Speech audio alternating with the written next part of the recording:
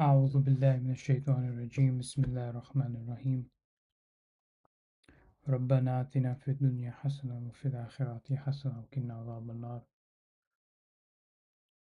Ramadan Kareem. Today is the first night of Taraweeh and tomorrow the first Psalm, first day of Ramadan in the United Kingdom officially. May Allah forgive us for our shortcomings. Yesterday I spoke about computational cognition, two models and a variation of one of the models. Today I'm going to step into Marr's David Marr's theory of computational vision and expand further on into computational cognition. So, Bismillah ar-Rahman ar-Rahim. Marr's theory of vision is the canonical illustration of how this becomes an explanatory research program rather than a slogan. Marr insists that vision is first and foremost an information processing task. From two-dimensional patterns of light on the retinas, the visual system must recover what is present in the world and where it is. He then decomposes this task into subtasks, such as deriving surfaces and edges, a primal sketch, inferring depth from binocular disparity, and building a viewpoint invariant three-dimensional representation, and treats each as solvable by computational procedures operating on representations. The philosophical significance here is not the crude claim that brains are literally digital computers, but the methodological point that cognitive explanation can proceed by specifying computations at an algorithmic level, and then testing these proposals against fine-grained behavioral evidence, reaction times, characteristic error patterns, and selective deficits. This is one of the major virtues of computationalism. It turns claims about mental processes into concrete testable hypotheses about performance. So this is very much akin to what we were looking at when it comes to the Wisconsin card sorting test, for instance, looking at how explaining certain processes that are happening by computing them at an algorithmic level and then testing them against behavioral evidence. So different methodologies that are used. So for example, looking at reaction times, very common. T naught, T1, T2, T3. Characteristic of error patterns. So when a rule is not followed, for example, in the Wisconsin card sorting test, picking that out and explaining why such a thing happened at a particular point in time, and selective deficits, so any errors that occur as well when it comes to selection of the right stimuli or recognition of the stimuli, right? So these things are very, very important. A concrete example helps to show why this is more than psychology plus metaphors. Take depth perception from binocular disparity. Because our eyes are horizontally separated, each retina receives a slightly different image. Marr's strategy is to treat the problem as one of matching corresponding features across the two images and computing disparity values that can be converted into depth estimates. The key is that the system must operate over intermediate representations. It cannot directly see depth in the raw retinal arrays. Right. So this is something I spoke about in my podcast, Islamic neuroscience, looking at depth perception. So the ipsilateral and contralateral portions of our retina allows us to not only recognize colors and texture and contours, but also how far something is.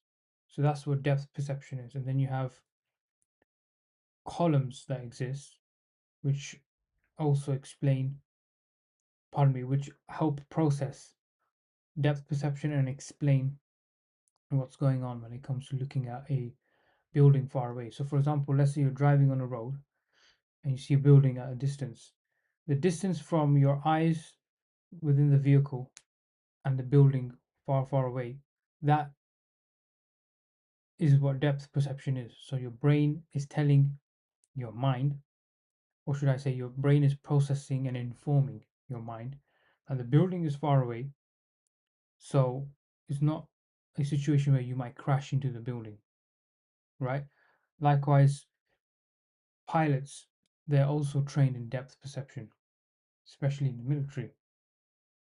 So, looking at all of this is extremely important to understand that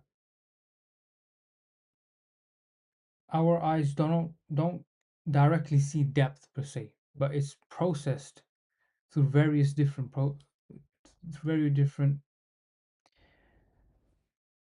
procedures, you can say. So it's not one system where A equals to Z or A leads to Z. It's A that goes to B, B will go to F, F will eventually lead to Z. It's one of those situations. So it constructs structured representations of edges, controls, and candidate responses, and then applies constraints and procedures that converge on a stable depth map.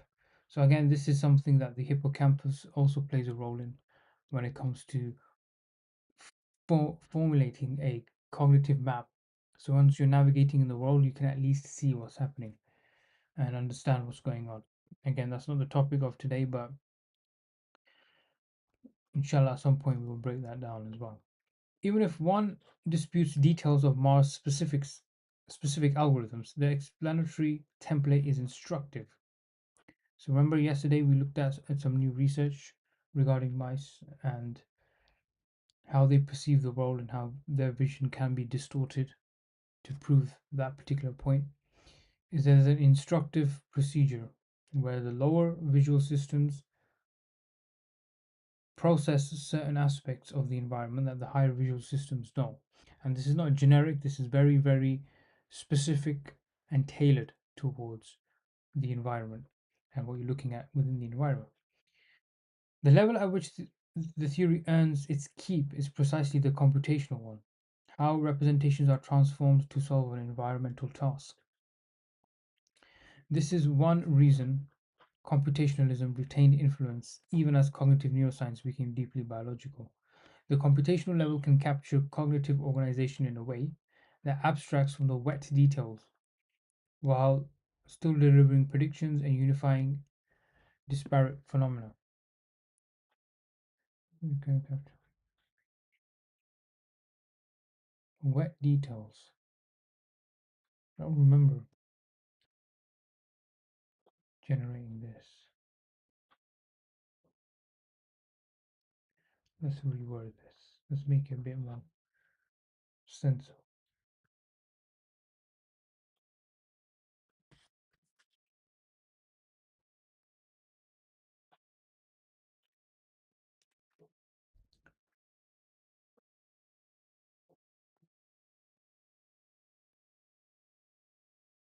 Yeah, this makes much more sense. Right. So,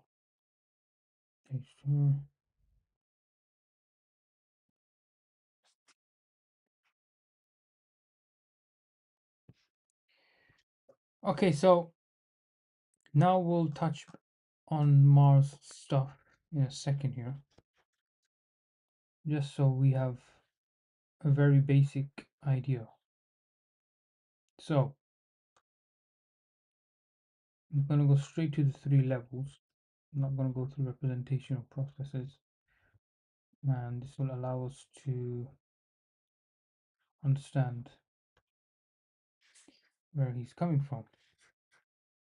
And he's extremely influential.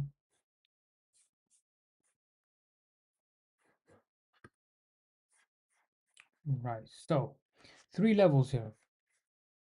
We can summarize our discussion in something like the manner shown in figure 1.4. Figure 1.4 is here, which we will touch on in a second, which illustrates the different levels at which the which an information processing device must be understood before one can be said to have understood it completely. At one extreme, the top level, is the abstract computational theory of the device, in which the performance of the device is characterized as a mapping from one kind of information to another. The abstract properties of this mapping are defined precisely, and its appropriateness and adequacy for the task at hand are demonstrated. So, this is what's happening at the top level, according to Marr, which is very important. The abstract computational theory of the device, so what's being, so the actual thing that's computing everything, in which the performance of the device is characterized as mapping from one kind of information to another. The abstract properties of this mapping are defined precisely. So, from going from point 1 to point 2, so from point A to point F, for example, it has to be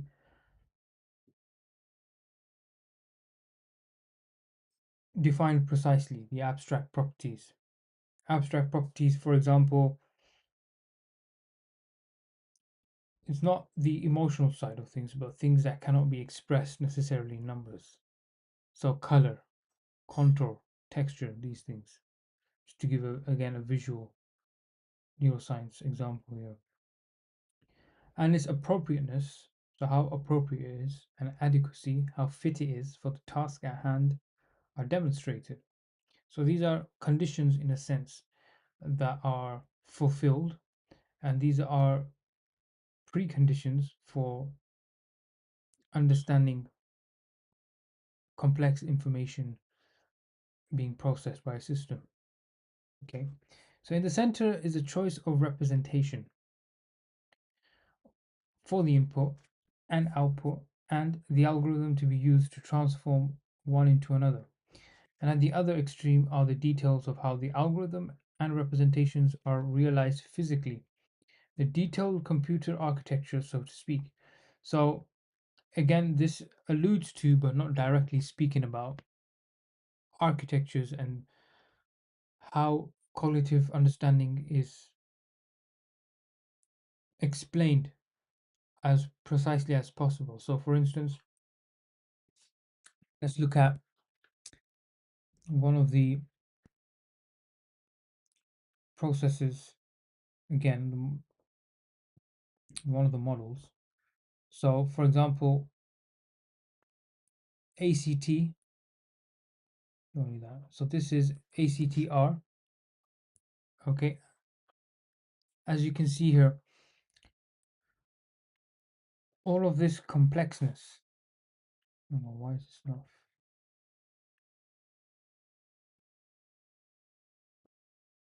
Okay, so as you can see, there's a lot of subtasks happening here, and obviously there's a biological substrate, the green bit. The buffer is where all of the complex things are happening.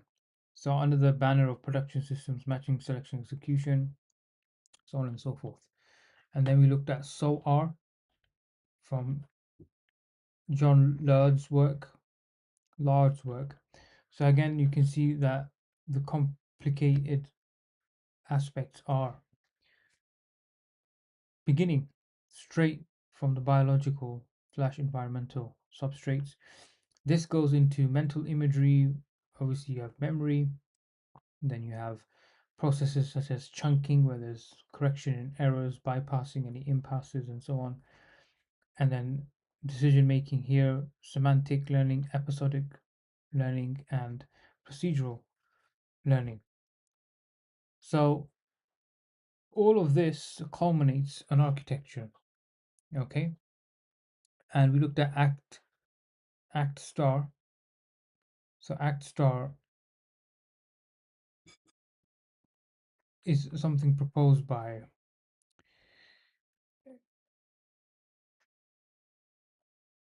1 second,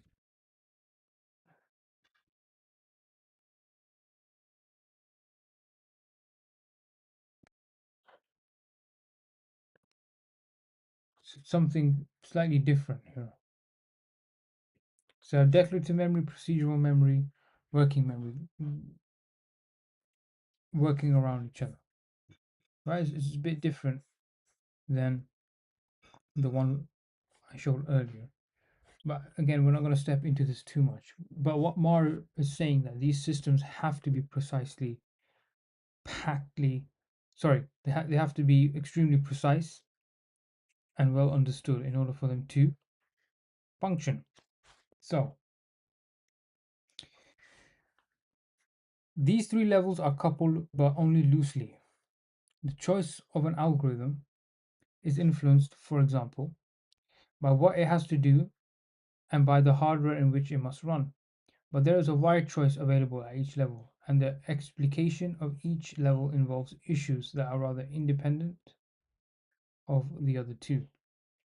So, algorithm that is chosen definitely has an influence. Sorry, is influenced, for example, by what it has to do. So the function it has to perform, like we saw in Hebbian learning synapse, the idea that the idea that a summation of the weightage of the output that connects to the input node, right? And then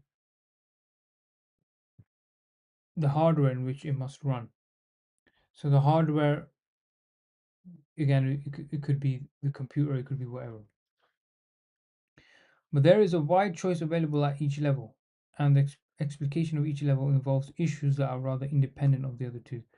So issues that arise within the computational, representational, algorithmic, and hardware levels, they're all independent of each other. So if something is happening in the computational level, seemingly it's not the same with the representational algorithm and the hardware implementation. So, number one, computational theory. What is the goal of the computation? Why is it appropriate? And what is the logic of the strategy by which it can be carried out? So again, the goal state is of focus when it comes to the computation. Why is it appropriate? Why must I use strategy X? And what is the logic of the strategy? Why this particular strategy? How does it fulfill the conditions or the criterion? Why this? Through which it must be carried out. So these are very important questions in neuroscience, especially computational neuroscience, cognitive neuroscience. So think of it this way, that why should I take the train to a city that I can drive to? Think of it that way. Representation and algorithm. How can this computational theory be implemented? So how can it be applied? In particular, what is the representation for the input and output, and what is the algorithm for the transformation? So I would like to take a trip to city X. Car and train is more or less the same distance, but how to get there through the car with a car and how to get there through the train are two different things I need to really ponder and think about. And what's the input and output? If I invest X amount of money on fuel on my car compared to the train ticket, would I get there on time? Because my goal is to get there on time, for example, and avoid traffic. And what is the algorithm for transformation? So, what function of set of functions have to take place for that to be achieved? So, the transformation is trans and then formation, something that is completely new. It's gone in a direction that is logically plausible, and the likelihood is greater than it not happening. Okay. Next is hardware implementation. How can the representation and algorithm be realized physically? So how can it be realized physically? The train example doesn't really fit here, but in a sense, you can use your car as an example. That okay, if I do a distance of 50 miles, and these are the speed limits in between. There's a toll I have to go through. There's different streets and motorways I have to go through. Is this something that will satisfy all the conditions? Now, this may seem a bit complicated in terms of taking a journey, but that's just an example I used that's more easy and loose to understand. Here, we're looking at how the human brain and the mind synchronize and are able to store information, process information, develop a production system where information can be exchanged in various levels and offer an informative way of understanding the environment and the world around us. And of course, picking out errors, understanding inconsistencies, and ensuring that those inconsistencies do not occur again. And of course, decreasing the likelihood of any challenges and lessening the probability of failure. Because again, the goal is the goal. Failure to reach the goal is failure. Easiest way I can explain. So each of the three levels of description will have its place in the eventual understanding and perceptual information processing. And of course, they are logically and causally related. But an important point to note is that since three levels are only rather loosely related, some phenomena may be explained at only one or two of them. This means, for example, that a correct explanation of some psychophysical observation must be formulated at the appropriate level. It attempts to relate psychophysical problems to physiology. Too often, there is confusion about the level at which problems should be addressed. For instance, some are related mainly to the physical mechanisms of visions, such as after images, for example, the one you see after staring at a light bulb, or such as the fact that any color can be matched by a suitable mixture of the three primaries, consequence primarily of the fact that we humans have three types of cones. On the other hand, the ambiguity of the Necker cube, which we'll see here in a second, seems to demand a different kind of explanation.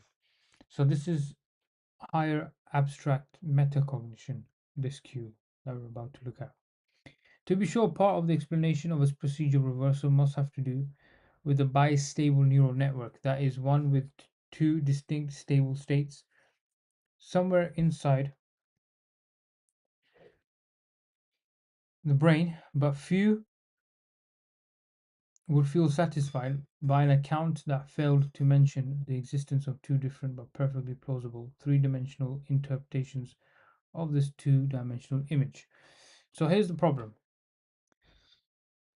Figure 115, the so-called Necker illusion, named after Necker, the Swiss naturalist who developed it in 1832. Now, the essence of the matter is that two-dimensional representation A has collapsed the depth out of the cube, and that a certain aspect of human vision is to recover this missing third dimension.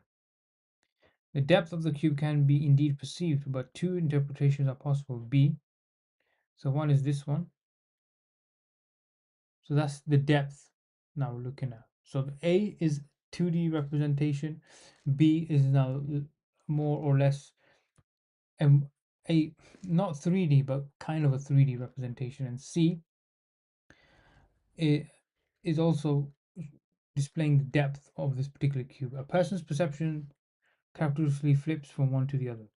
So if I focus on this, the front square, it will look like B. If I focus on the back square, it will look like C. So understanding this very simple problem is computationally very expensive. There's a lot of processes happening. This is how illusions tend to occur. When magicians, using speed and sleight of hand, for example, are able to do things that seem like magic, but it's that your brain is confused in that situation. Okay.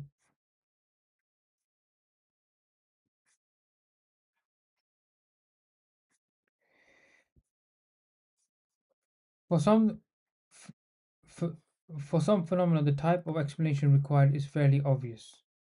Neuroanatomy, for example, is clearly tied principally to the third level, that the physical realization of this computation. Key point.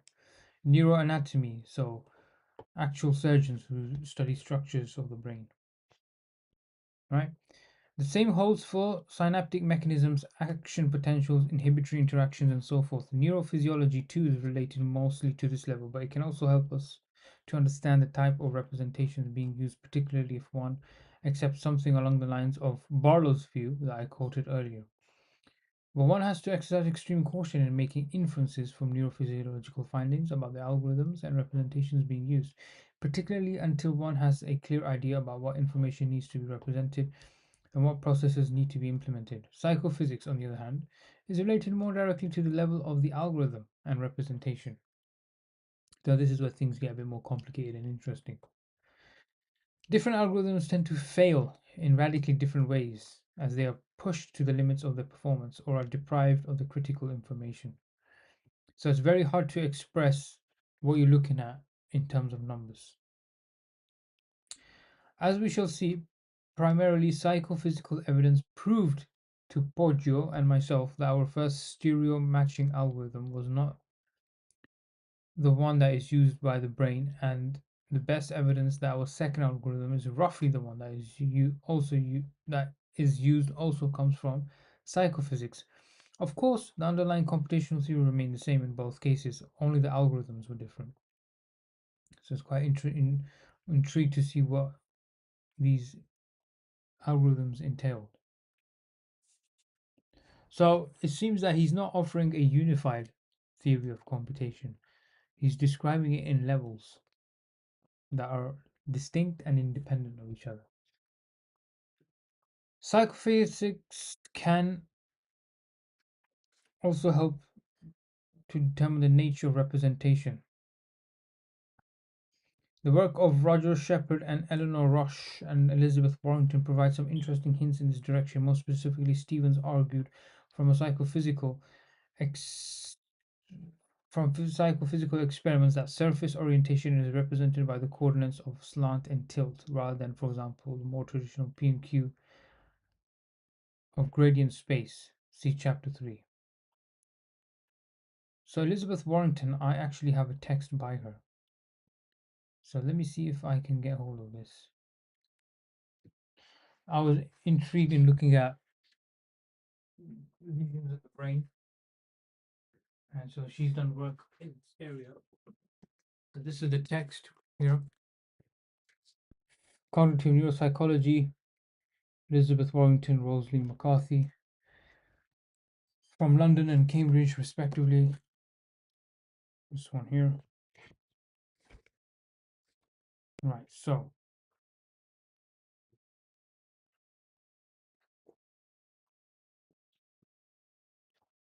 let's see if I can find this. Warrington, 1975.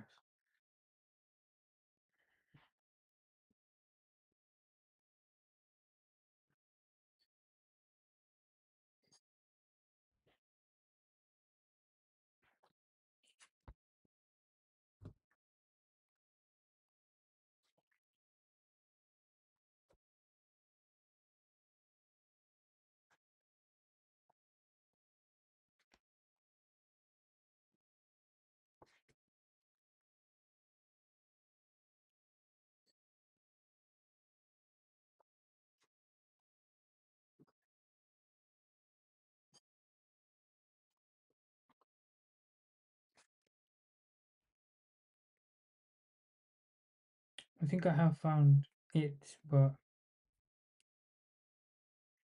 hmm.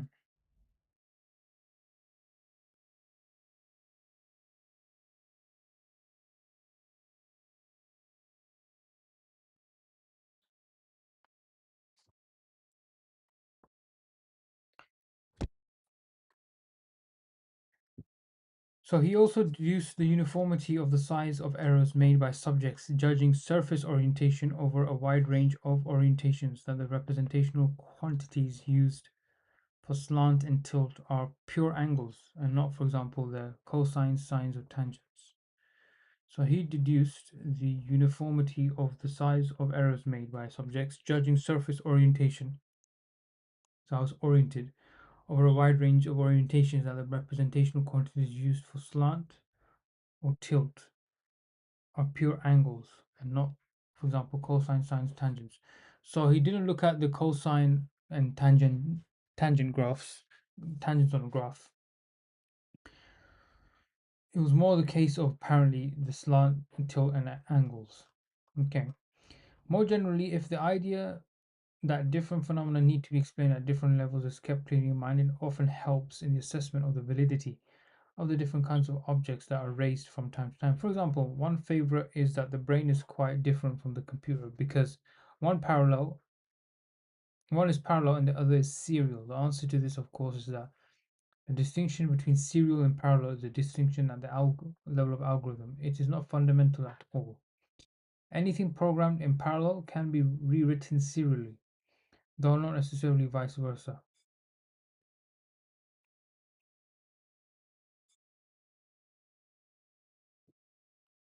Interesting claim.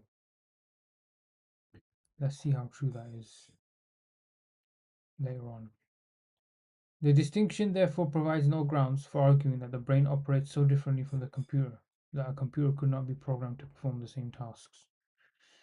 Okay, so again, this goes into computational stuff.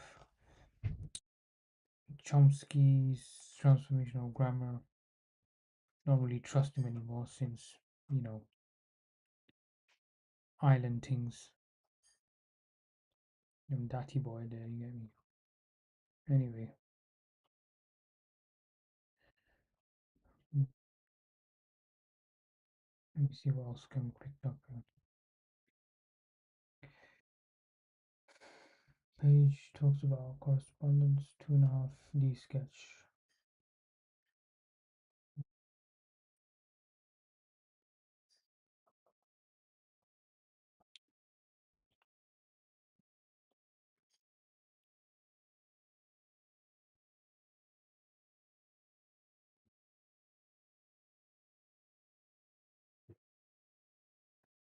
Inferring depth benefit to surface.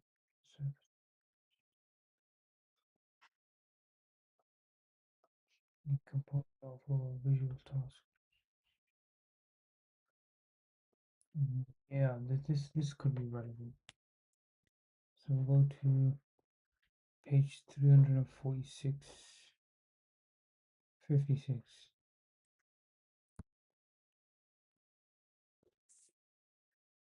Okay.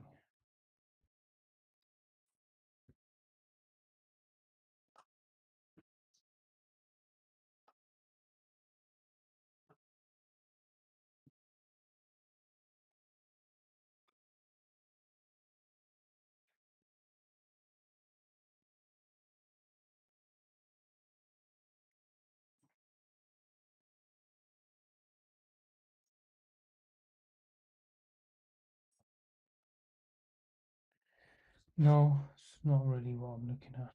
Anyway, that's Marr. Okay, that's his. What I'll do actually is see if there's a summary of his levels.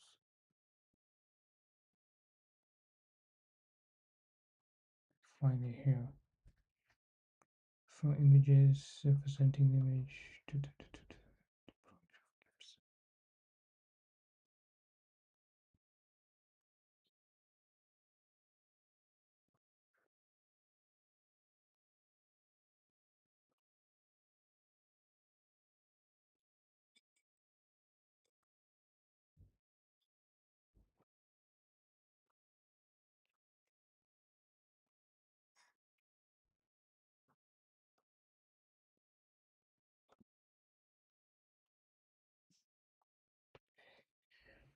Yeah, no, can't find it. Anyway, so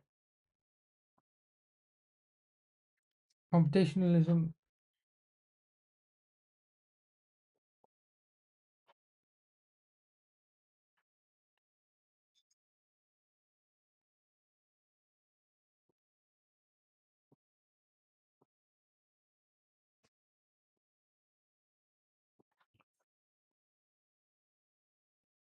So, computationalism is also closely tied to a certain view of what it is for a system to be intelligent. Turing's proposal is often read as replacing unproductive metaphysical debate with a creative criterion.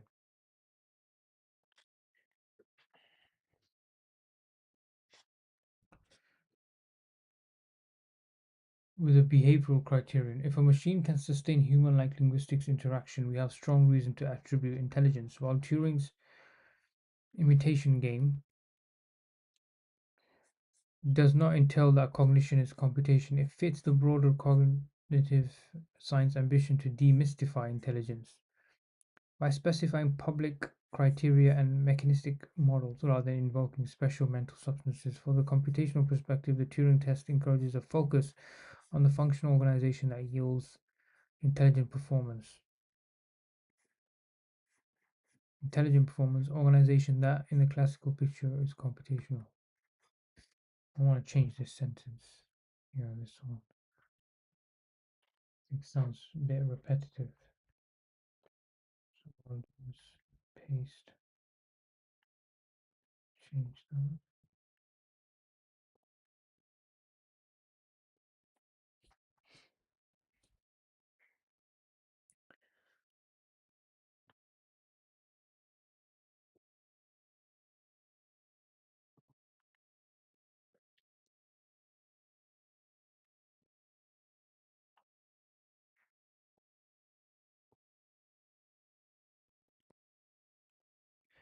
At this point, however, the central philosophical question becomes sharper. Does computation merely model cognition or does it constitute it? Here it is crucial to distinguish a strong and a modest reading of computationalism. Strong AI holds that an appropriately programmed computer would literally possess cognitive states and that its program would constitute an explanation of cognition. By contrast, a more modest computationalism treats cognition as information processing that can be characterized computationally at the algorithmic level. Strong AI holds that an appropriately programmed computer will literally possess cognitive states and that its program would constitute an explanation of cognition, similar to what David Marr was speaking about.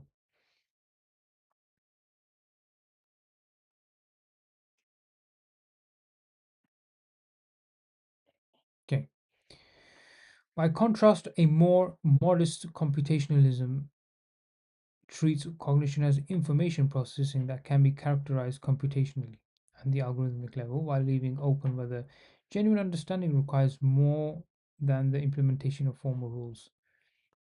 Searle's Chinese room argument is aimed squarely at the strong AI thesis, here and it is here that the challenge has its sharper force. The strongest challenge to the idea that cognition is competition in its ambitious form is Searle's Chinese room argument and the broader syntax semantics it is meant to reveal. In a thought experiment, in, in the thought experiment, an English speaker who knows no Chinese sits in a room with a rule book, a program, and boxes of Chinese symbols. Chinese sentences are passed in by following the rules for manipulating symbols. The person outputs appropriate Chinese answers. Outsiders are impressed because the outputs are indistinguishable from those of a fluent Chinese speaker. Yet, Searle insists the person does not understand Chinese at all. For them, the symbols are meaningless shapes, similar to what most Muslims are like when it comes to Arabic. Well, they're not meaningless symbols and shapes necessarily, but it's a case of not understanding it precisely and implementing the system appropriately. If strong AI says that executing the right program is sufficient for understanding, the Chinese room seems to offer a counterexample. The program is executed, the right input output is produced, but understanding is absent. So generalizes the point into a theoretical claim. Programs are purely formal or syntactic, whereas thoughts are semantically contentful.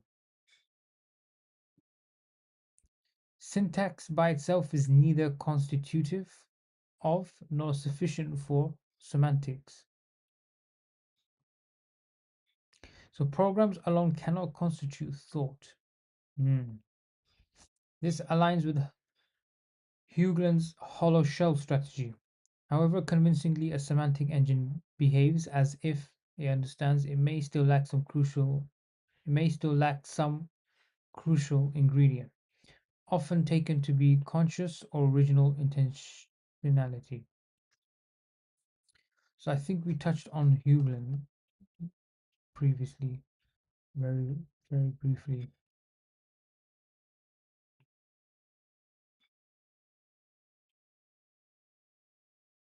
Just trying to find where it is.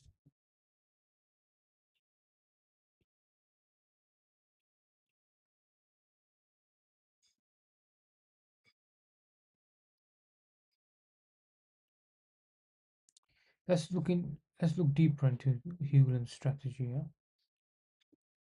See what they have to say. Okay, so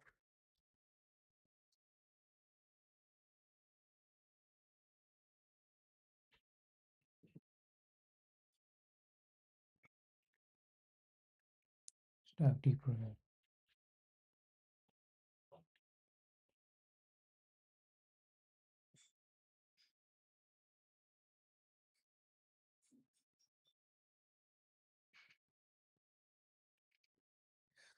Right, Hugland's hollow shell strategy is a philosophical critique of artificial intelligence that argues that even if a semantic engine, perfectly imitates human behavior, it still lacks the essential internal qualities that constitute true understanding or personhood. Hugland, Hoagland introduced this concept in 1981, semantic engines, to categorize one of two primary ways philosophers attack the idea that computers can have minds. Core tenets. Okay, so the lacking X argument. The strategy claims that no matter how well an AI system acts as if it understands, it is essentially a hollow shell because it lacks specific necessary property, often referred to as X. Candidates for X. Common properties cited as missing from AI include consciousness, the subjective experience of being, intentionality, the ability for thoughts to be about something in the world. Interesting, because this is what much of the Quran speaks of, and of course the Hadith literature. Intentionality, that the ability for thoughts to be about something in the world, whereas it's reactive and counter reactive to the environment you're in. So the intention to go and perform wudu and offer salah, that intention is empty in the case of AI. Consciousness, the subjective experience of being. What's it like to be married? What's it like to be a father? What's it like to be a grandfather? Emotional investment, the capacity to care about outcomes or possess values. So far, I agree with this. The AI does lack emotion in terms of empathy when it comes to the end result and outcomes, and also having a value system that actually works perfectly well, right? So, focus on internal state. Unlike the poor substitute strategy, which argues AI will never successfully mimic human behavior, the hollow shell strategy concedes that AI might behave perfectly but denies that this behavior is grounded in genuine mental life. Distinction from the poor substitute strategy. Hoagland contrasts that Hoagland contrasts the hollow shell strategy with the poor substitute strategy, which argues that AI will simply never be able to match the full range of human sense, creativity, or value driven action. While the poor substitute view is an empirical prediction about performance, the hollow shell view is a metaphysical claim about the nature of the machine's internal existence. Hmm. So explain strong AI and also so Chinese in the context of representational theory of mind and theory of mind. And second one was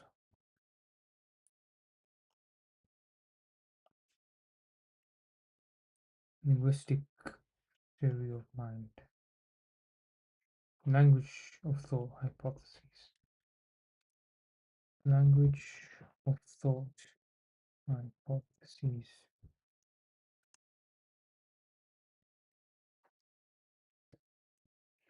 To understand these concepts, it helps to see them as a hierarchy. So, representational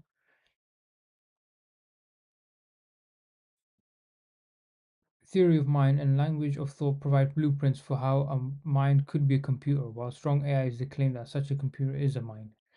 Seoul's Chinese room is the most famous attempt to tear the hierarchy down. Foundation, RTM and LOT. So, RTM, just to recap, this theory posits that thinking is a manipulation of internal representation mental symbols. Language of thought proposed by Fodor. This takes RTM further, suggesting that symbols have a formal syntax, like a language, and a compositional semantics. In this view, thinking is essentially a physical process of moving symbols around according to logical rules. The ambition, strong AI. Strong AI, a term coined by Searle, is the thesis that an appropriately programmed computer doesn't just simulate a mind, it is a mind. If RTM LOT are true, then the mind is just the software running on the brain, the hardware. Therefore, any system that runs the same program, the same formal symbol manipulation, would, that by definition, have a mind, regardless of whether it's made of neurons or silicon. Now, the critique. Seoul uses the Chinese room thought experiment to prove that RTM and LOT are insufficient for understanding. Now, scenario: imagine a man who speaks English, only English, locked in a room with massive rule book, the program. People outside slide slips of paper with Chinese characters input under the door. The man follows the rulebook instructions to manipulate the symbols and slide back a response in Chinese. The result: the people outside the room passes the Turing test. It appears to understand Chinese perfectly. The argument: the man inside has no idea that what the symbols mean. He is performing purely syntactic operations. Matching shapes. Searle argues that because the man does understand Chinese, the program doesn't understand Chinese either. Synthesis, syntax versus semantics. Searle's core point is a direct attack on the RTM LOT basis for strong AI. Syntax is not sufficient for semantics.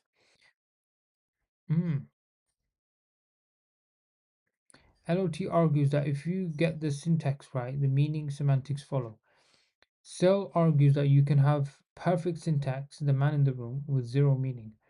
This makes the AI a hollow shell. It behaves as if it has a mind but lacks intrinsic intentionality.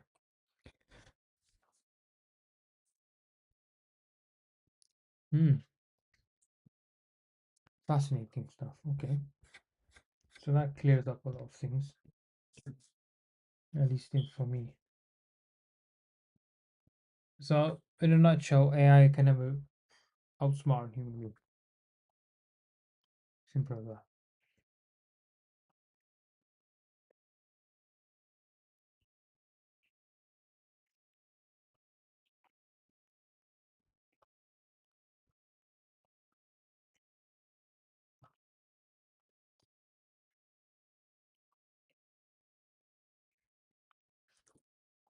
This is a powerful objection because it targets not a contingent empirical premise about brains, but a purported conceptual truth about computation. Computation, defined as rule governed symbol manipulation, appears blind to meaning. Even if computation can simulate the structural relations among meaningful states, Searle's complaint is that simulation is not duplication. If understanding is what we care about when we talk about cognition, and if understanding involves grasping meanings then rather than merely producing correct outputs, then strong computationalism looks too thin. It's too thin and it's too ironically robotic. I'll be back.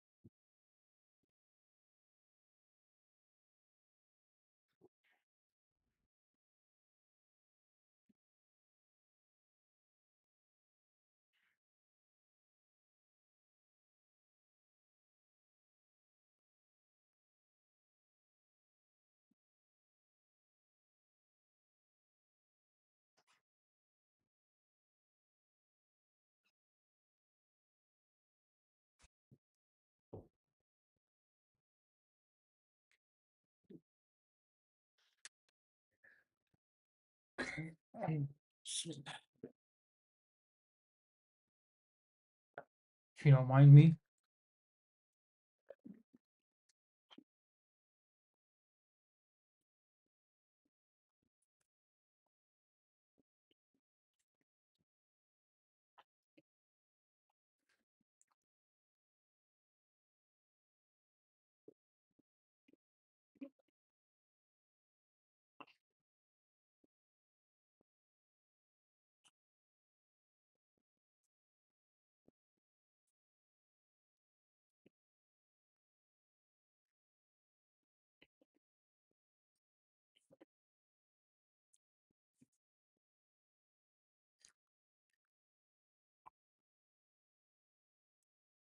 So it's tempting to reply that the Chinese room relies on an unrealistic simplification.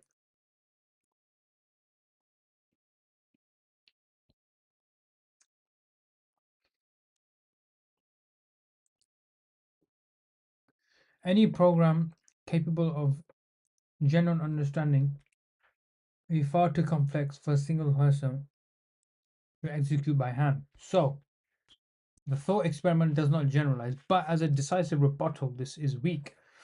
Complexity, complexity may blunt the intuitive punch. No human can do that yet. Seal's target is not a practical limitation on human performance. The point is meant to be principled. If understanding if understanding is absent when a system merely follows formal rules, then adding more rules and more storage does not by itself explain how meaning appears. Hmm, now it makes sense, mind, matter, meaning. Greater complexity can obscure the diagnosis, but it does not supply the missing bridge from syntax to semantics. Greater complexity can obscure the diagnosis, but it does not supply the missing bridge from syntax to semantics. Syntax is what?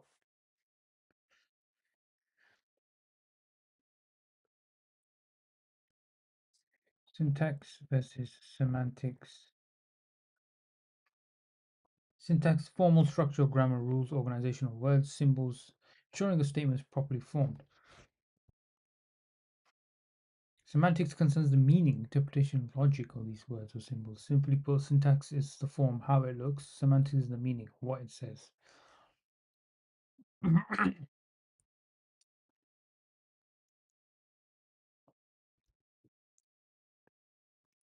Right.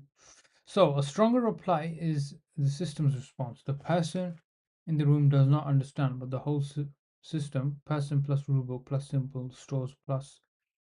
stores plus organized input output operation does.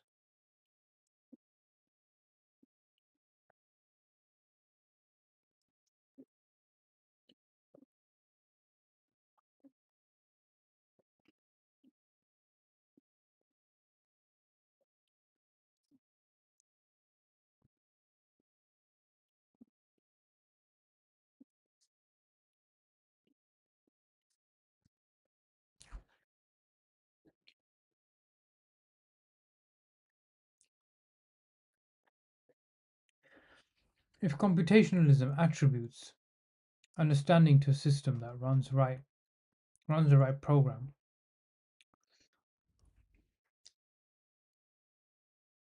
then concentrating on the one component,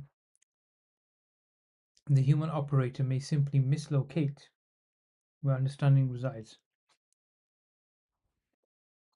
If computationalism attributes understanding to a system that runs the right program, then concentrating on one component, the human operator may simply mislocate where understanding resides because the meanings is not picked up.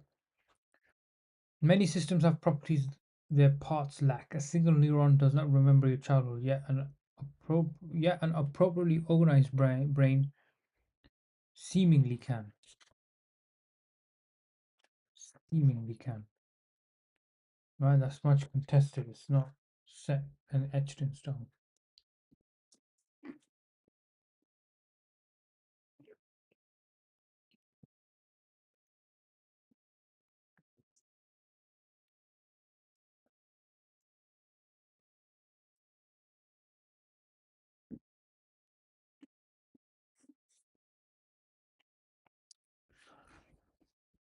Show's response is to internalize systems. Suppose a person memorizes rules and symbols and performs all the processing in their head.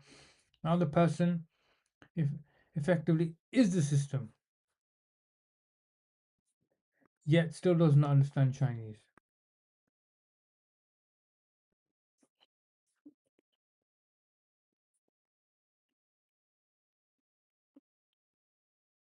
Still does not understand Chinese. A computationalist can answer that internalization still need to establish identity between the person and the computational system. Computationists can answer that internalization still need not establish identity between person and computational system. Rather, the system is implemented within the person, and the person's introspective access to the system's operation may remain limited. Well, that's a bit problematic.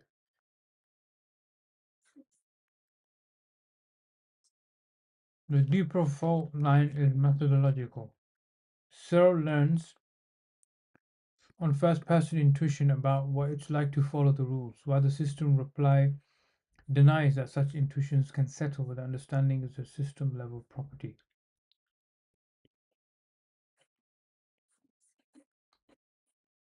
So meaning, while system reply denies such intuitions can settle with understanding as a system-level property. Yeah, so computationally it's very difficult to define meaning. Computational neuroscience, in a sense, fails at that, which is tough to admit. If understanding is treated as functional or organizational, the operator's lack of conscious grasp does not straightforwardly decide the case. Yeah, I agree with that. So you can't simply say, oh, because the understanding of something is functional or organizational, I must enter the door to enter the room. I must comb my hair and brush my teeth and not brush my hair and comb my teeth. This understanding, right, does not necessarily rely on the operator's lack of conscious grasp to decide the case. So, in a sense, the meaning does remain dependent on the operator, the person, if that makes sense. So, I semi agree with this actually.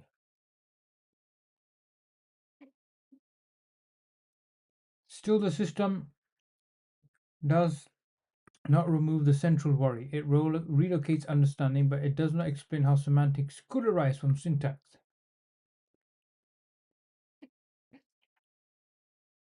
If the system's operations remain purely formal, it can seem as though meaning is merely attributed by observers rather than generated by the system itself.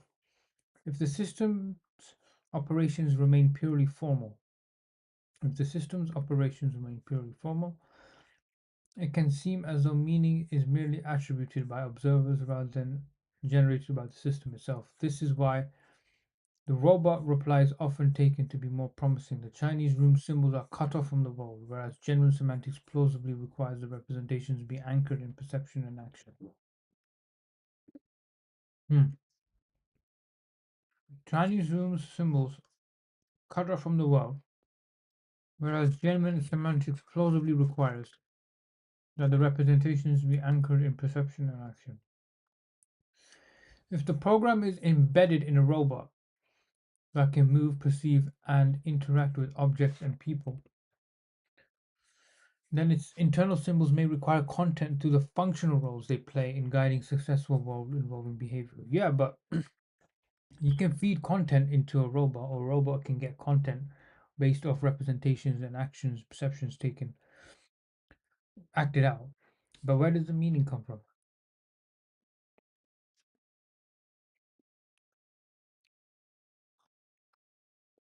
Where does the meaning come from?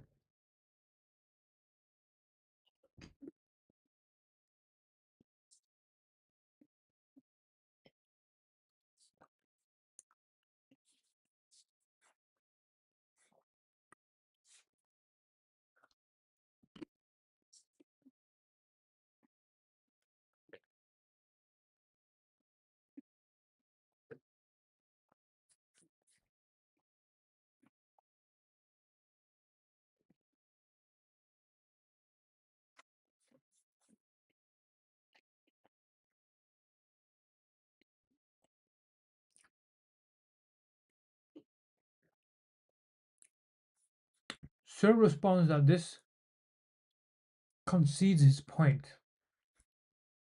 that the program alone is not enough. Moreover, he argues that even if you put him inside the robot and connect the Chinese room's inputs and outputs to sensors and motors, he still would not understand Chinese again. The argumentative weight is carried by the insistence that the operator's lack of conscious understanding shows the absence of understanding the system. But the robot Reply also clarifies something important. Computationalists who want to overcome Searle should probably stop claiming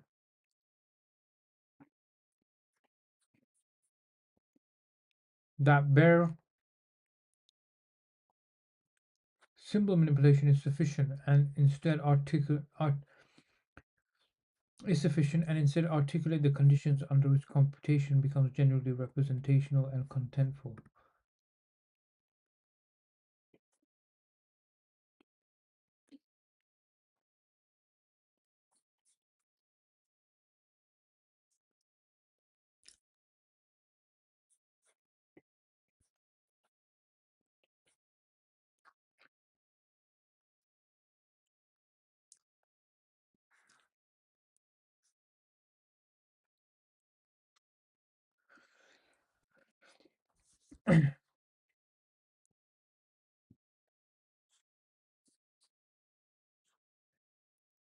At this stage, the right question is not does Searle refute computational modeling, but what exactly does Searle refute and what can computationalists still defend? Searle's argument is strongest against strong AI. Conceived a sufficiency thesis that implementing the right formal program is all by itself enough for understanding. It is far less decisive against the more modest claim that many cognitive capacities are computational in the explanatory sense,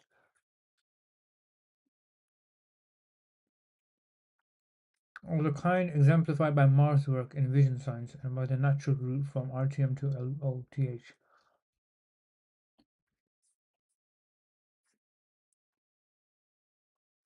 It is far less decisive against more modest claims that many cognitive capacities are computational in the explanatory sense of the kind.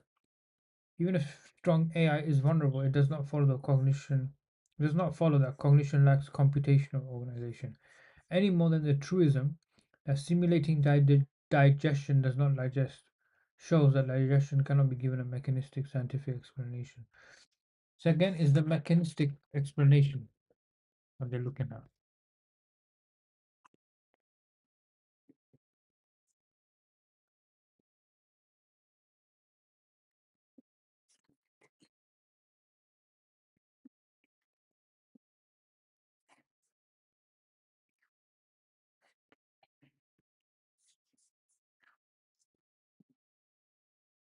One plausible way to overcome the objection is to refine the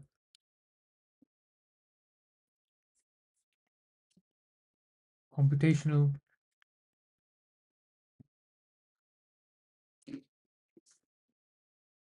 thesis into a two-part view. First, computation is central at the cognitive organization. Cognitive systems transform internal states in systematic, rule-governed ways that can be modeled computationally.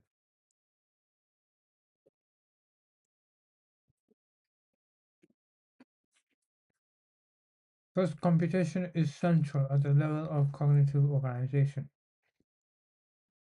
Cognitive systems transform internal states in systematic, rule-governed ways that can be modeled computationally. Second, semantic content and understanding are not guaranteed merely by a formal input-output mapping. They require further constraints that tie internal symbols to the world and to the system's goals, learning history, and functional roles. Yeah, I agree with that. This is not ad hoc retreat, but a natural development of the view. Since the literature explicitly treats the naturalization of intentionality via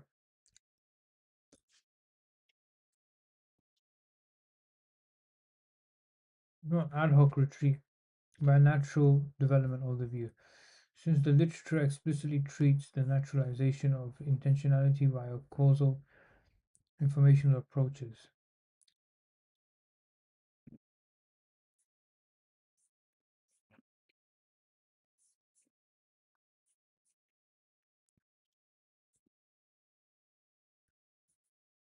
Hmm, okay.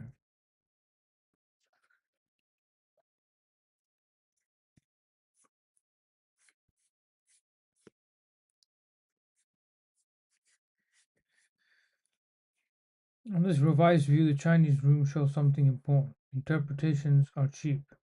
We can assign meaning to the symbols of almost any complex system from the outside.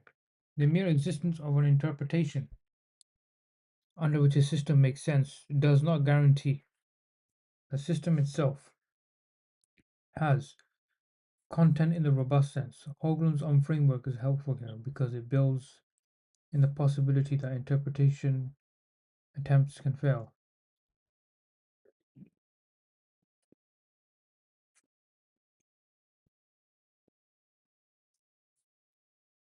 Mm, mm, no, no,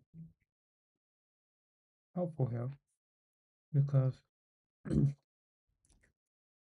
builds in the possibility that interpretation attempts can fail if the system does not end up making sense. Semantics does not flow free of the system's stable pattern of use.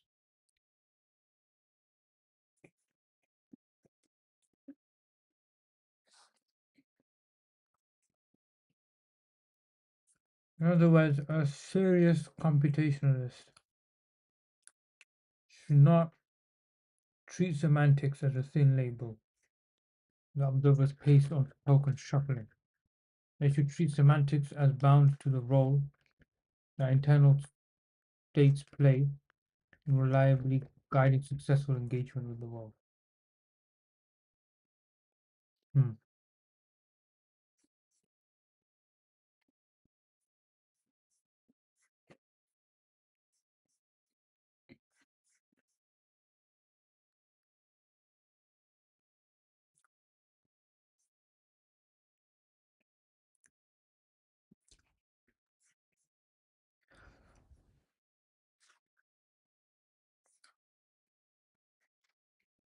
And how they are corrected through error signals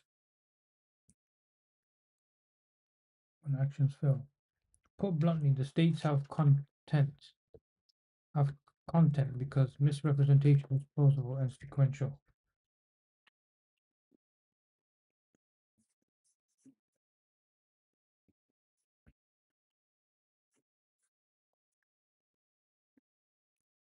The states have content because misrepresentation is possible and consequential. If the system miscomputes disparity, it reaches for the wrong location and fails.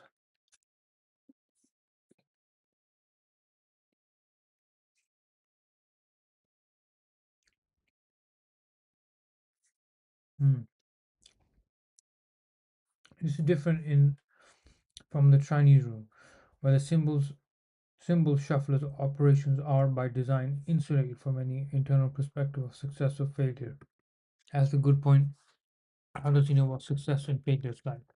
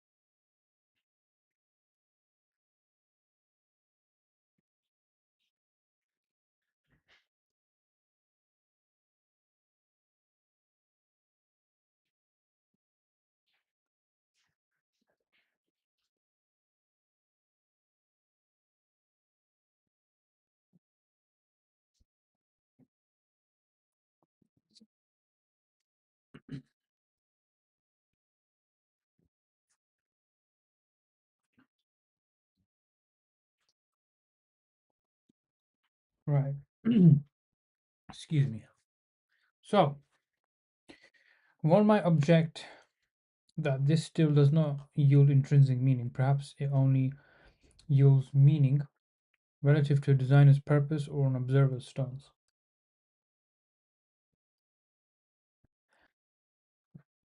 But here the computationists compress a principled line. If we demand a mystical form of meaning that cannot be grounded in causal, functional, and Inferential rules, then almost any naturalistic theory of mind will fail.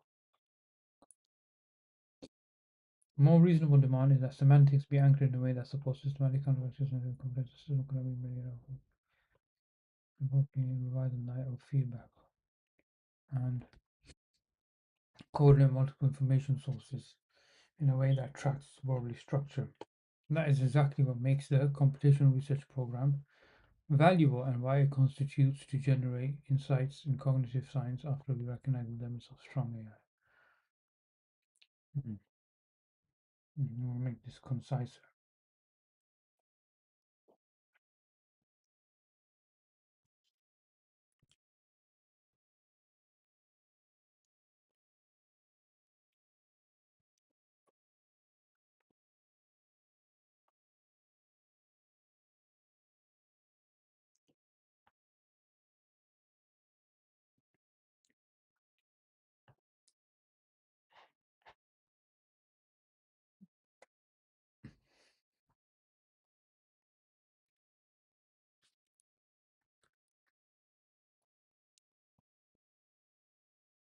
One might argue that this still doesn't give intrinsic meaning.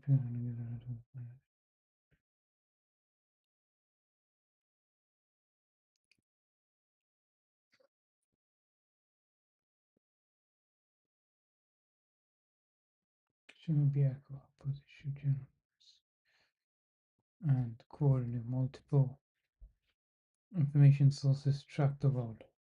That's why the computational research program is valuable and why it continues to give insights in cognitive science even after acknowledging the limits of AI. This revised stance also allows computationalists to treat Searle's reliance on introspection with caution. The fact that subsystems does not consciously grasp meaning does not show that the larger cognitive structure lacks understanding. Human cognition itself is full of unconscious computation. We do not consciously compute disparity maps, parse grammar, infer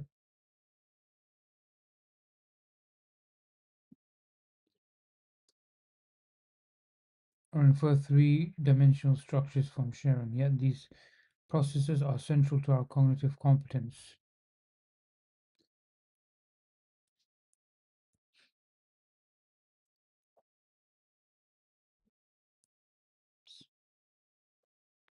Marr's framework encourages us to locate explanation at the level of representational transformation, not the level of what the subject can report introspectively.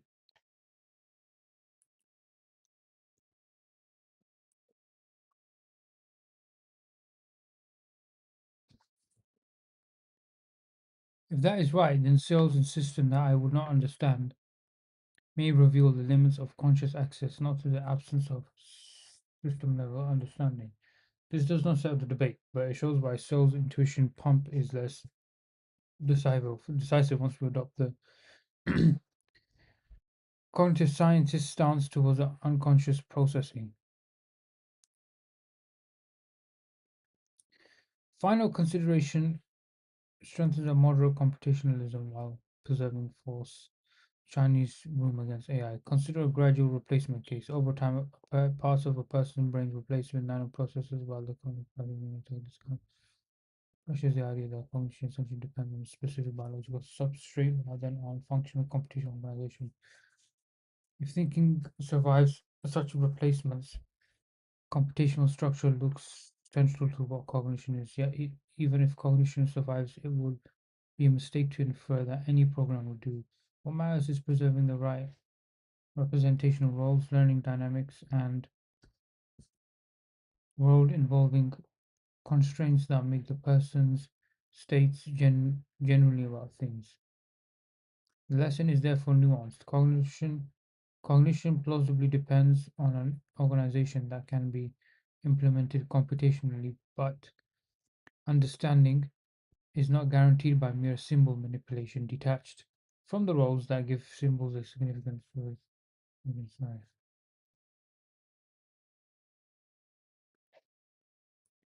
It's a good paragraph, but I need to make it more concise.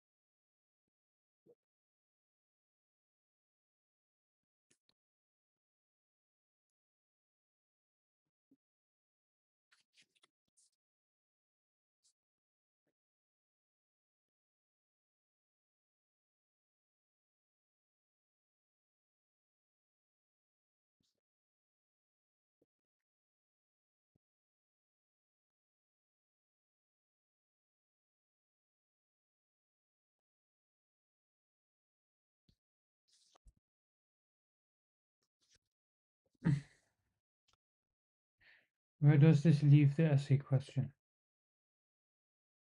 Strongest challenge to cognition is indeed socialism because it targets the sufficiency claim at the heart of the strong computational synthesis test. If the claim is that running the right program literally constitutes understanding, so it gives a serious reason for how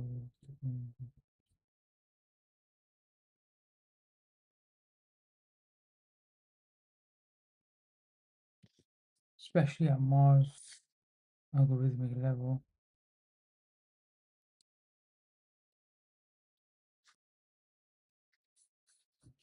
And the objection can be overcome by recognizing that the explanatory strength of computation does not require the metaphysical thesis that programs alone guarantee intrinsic meaning. The best position is therefore refined computationalism. Cognition is computationally organized, but semantics and understanding require additional naturalistic constraints, such as stable causal coupling in environment, functional laws in perception and action, and learning-driven error correction that makes representational states the kind of states that uh,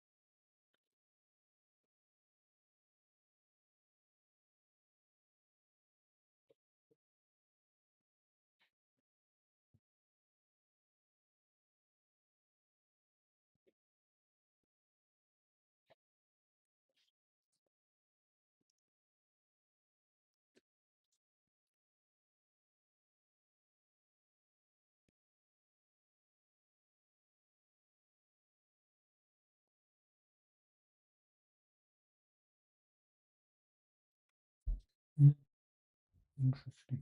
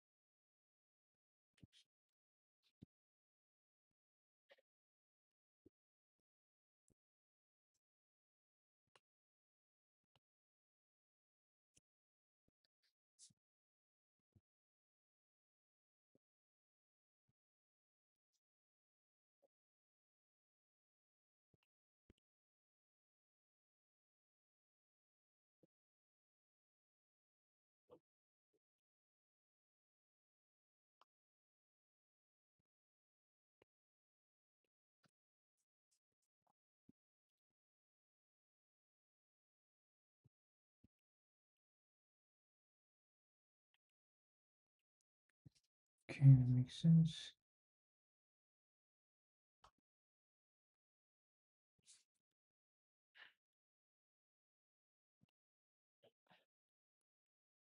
Mm.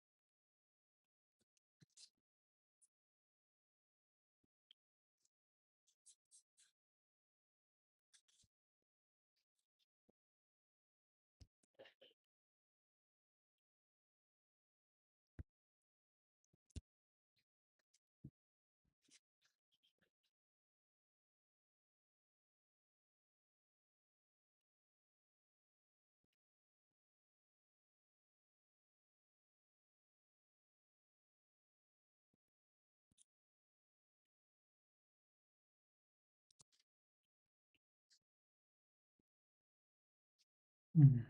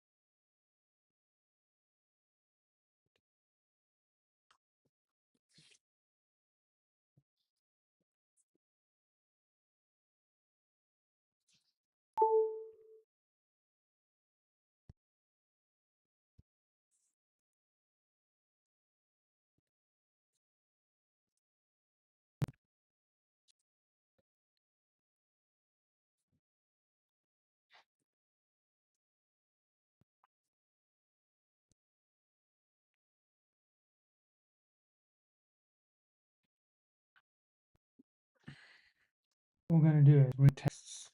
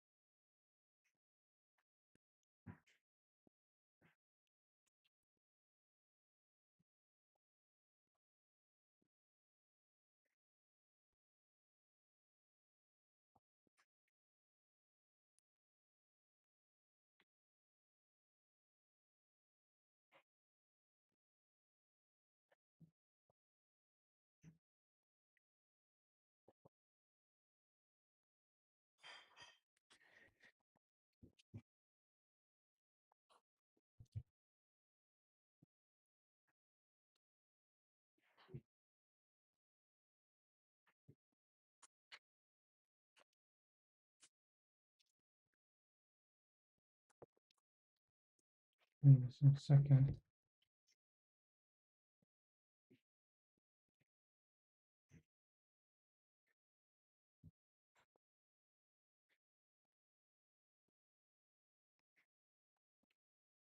It's down a bit.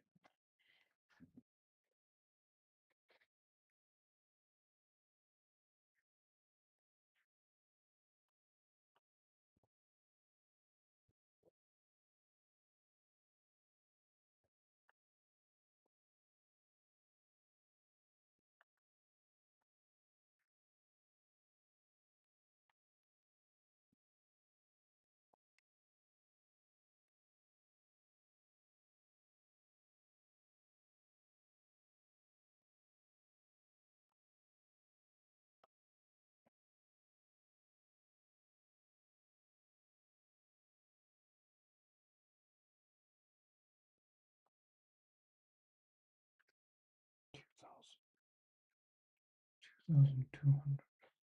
Okay.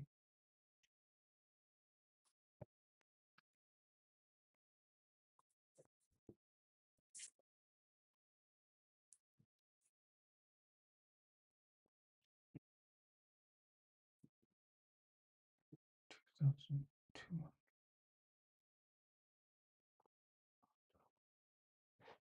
Nice.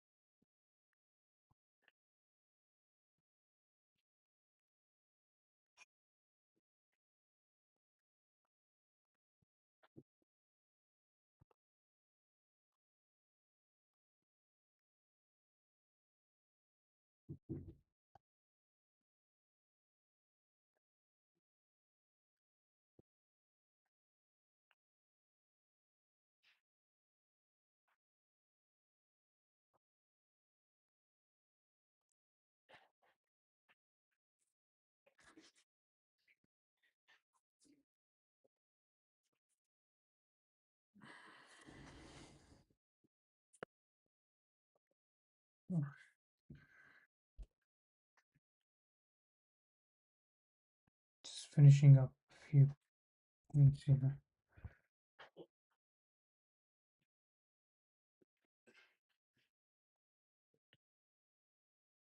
to essentially properly. I mean, that's the best we can do.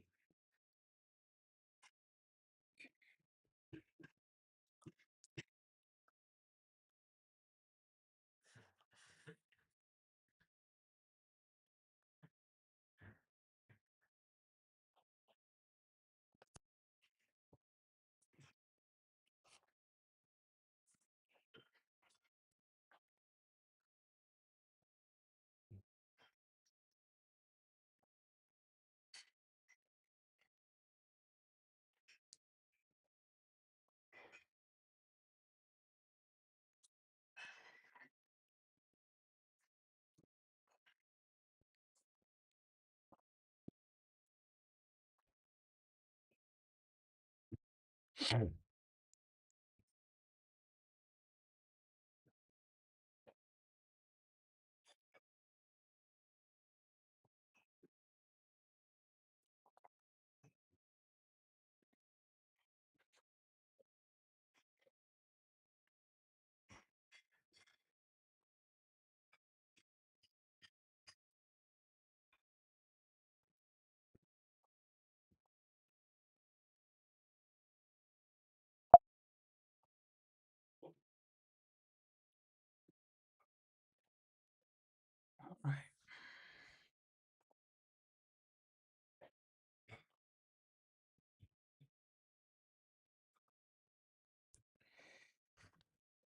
Right, so now we're going to step into something completely different. Now that I've fixed my text there, making things concise is something I personally struggle with. So, in the interest of saving time, which cannot be saved, but colloquially speaking, I'm going to focus on microcognition very quickly. So, when we're reading chapter 1, classical cognitivism.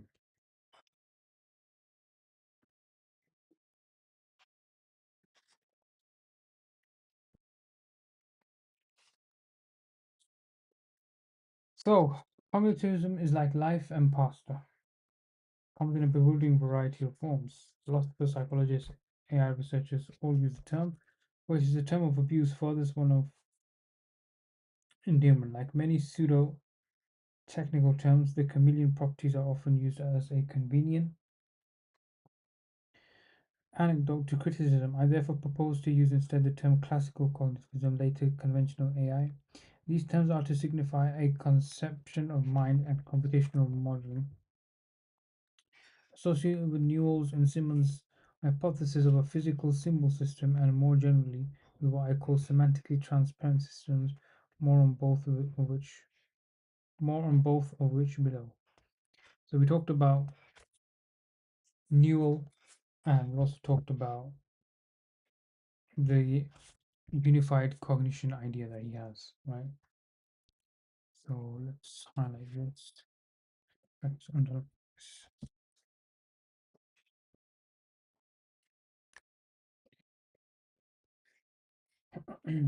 the point of gracing these particular approaches with the name classical cognitivism is simply that in reasonable precise way it captures the view of the relation between mind and computational modeling that has strongly, indeed most exclusively, informed philosophical reactions, both pro and con, to the emerging discipline of cognitive science. This is despite its far from universal acceptance in the AI and cognitive science communities. One goal of this book is to charge applications fairly long. Right, the bigger the names, the harder they drop. These would dent the kinds of flaws that supported ancient mainframes. It would be fair to say that Turing made AI conceivable. McCarthy, along with Minsky and Newell and Simon, made it possible. Despite occasional pronouncements to the contrary, I think we are still waiting to see it made actual, but more on that in due course. Turing's 1937 achievement was to formalize the notion of computation itself using the theoretical device we call a Turing machine. He thereby paved the way for mathematical investigations of computability. But significantly, Turing's formalization also, number one, encompassed a whole class of mechanisms grouped together not by details of actual physical composition, but by the formal properties of symbol manipulation, showed how much mechanisms could tackle any sufficiently well specified problem that would normally require human intelligence to solve, and three, showed how to define a special kind of Turing machine, the universal Turing machine, which would imitate any other Turing machine and thus perform any cognitive task that any other Turing machine could perform. I shall not review the details of Turing demonstrations here. For present purposes, what matters is that Turing's idea suggests the notion of machines that by their formal structure imitate, even emulate the mind. The material stuff, valves, silicon, whatever, did not matter. The formal properties guaranteed in principle a capacity to perform any sufficiently well specified cognitive task. In the words of a major figure in contemporary cognitive science, Pelishin, Turing's work can be seen as a first study of cognitive activity fully abstracted in principle from both biological and phenomenological foundations. It represents the emergence of a new level of analysis independent of physics, yet mechanistic in spirit. It makes possible a science of structure and function divorced from material substance. Because it speaks the language of mental structures and internal processes, it can answer questions traditionally posed by psychologists. Plasician, 1986, page 68. Interesting.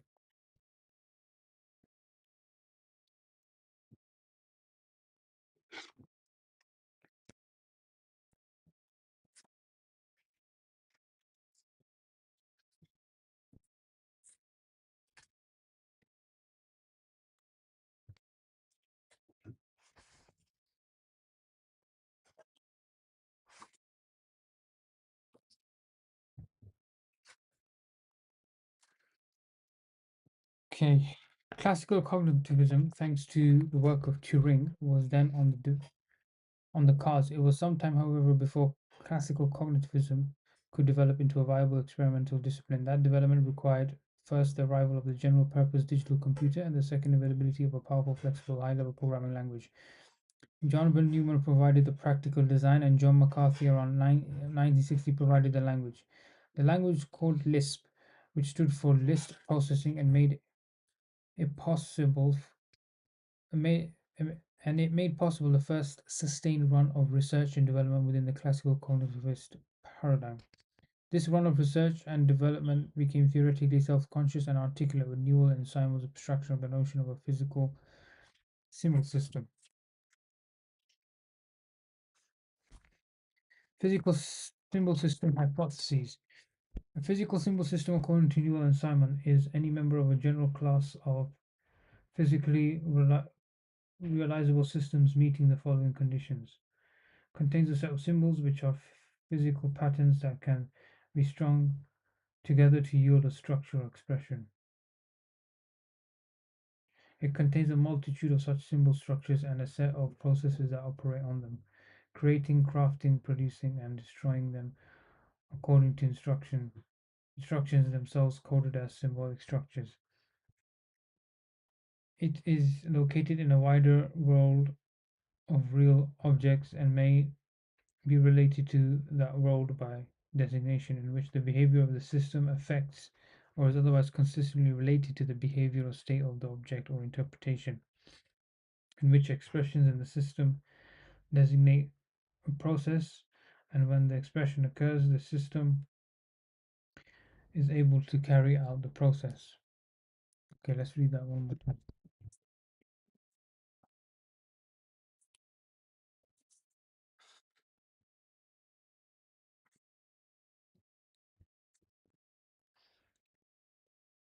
Let's see if this is the book he's referring to.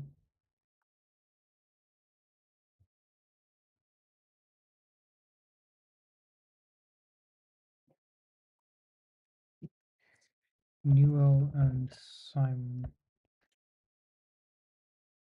1976.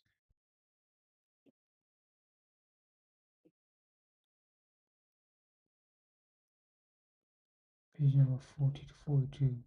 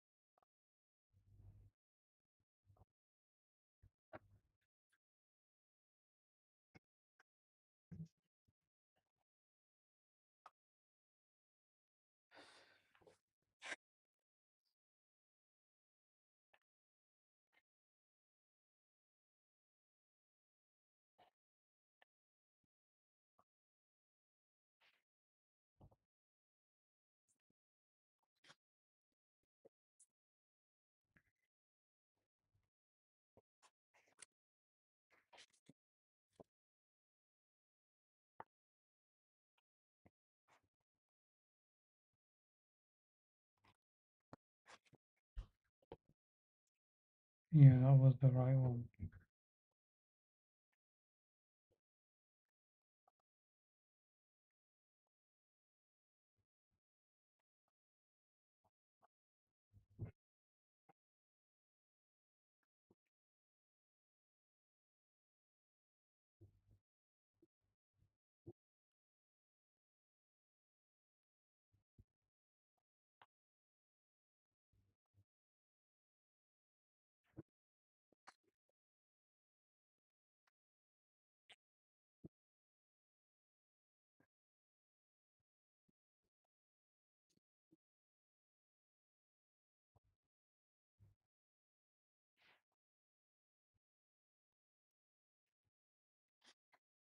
Okay, so let's read this again.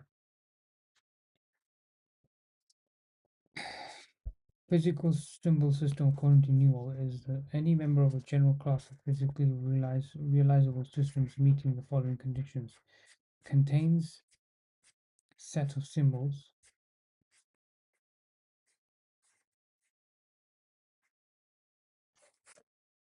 which are physical patterns that can be strung together to yield a structure or expression. It contains a multitude of such symbol structures and a set of processes that operate on them, creating, modifying, reproducing, and destroying them according to instructions themselves coded as symbol structures. It is located in a wider world of real objects and may be related to the role by designation in which the behavior of the system affects or is otherwise consistently related to the behavior or state of the object.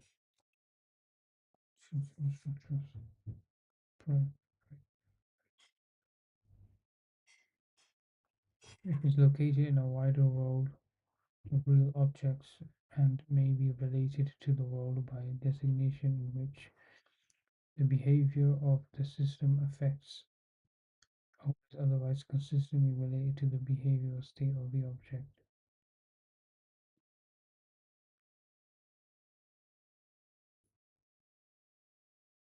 Or interpretation,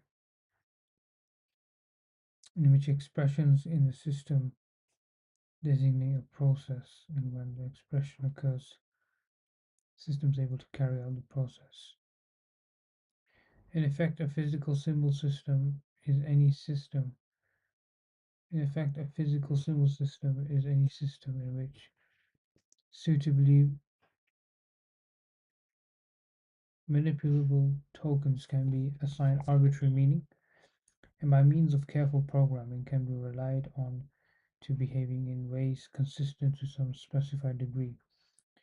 With this projected semantic content, any purpose, any general purpose computer, any general purpose computer constitutes such a system. Physical system.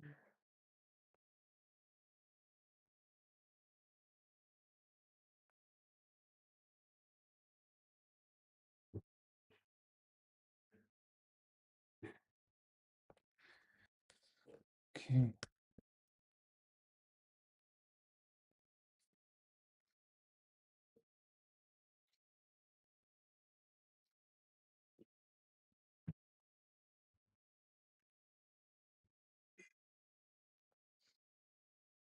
What though is the relation between such systems and phenomena of mind, hoping, fearing, knowing, believing, planning, seeing, recognizing, and so on?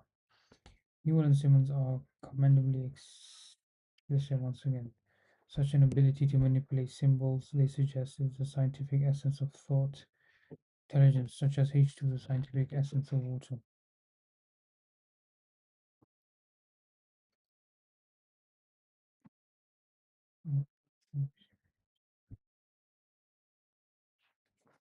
Mm.